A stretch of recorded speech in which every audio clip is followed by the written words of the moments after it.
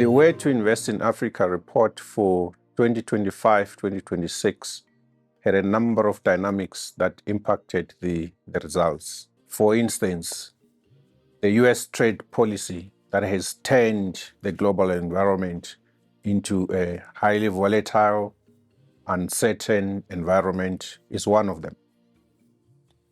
For many economies, they have been slapped with tariffs, the highest in some instances. The second one, the performance of commodity prices. You can see precious metals continue to perform extremely well. Gold is now above $4,000 per ounce. Many of the African countries, they're single commodity producers, which means those that export the likes of gold or other precious metals such as platinum, they will do well. We need to see a shift from dependence on aid to more trade and investment-driven economic growth that is much more durable, but also not dependent on the policies of other countries. That's where that theme comes from.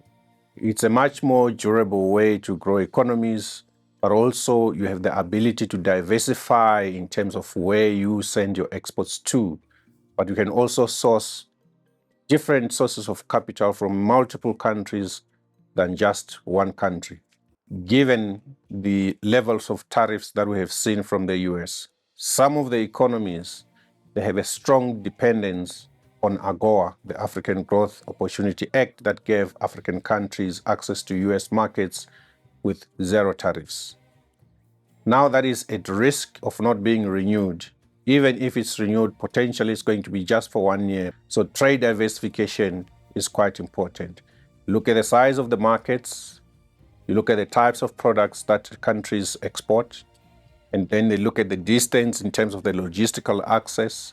All of those factors, they do contribute into looking at new markets and the potential to shift away from some of the risky markets which might have a big impact in terms of growth should access be denied.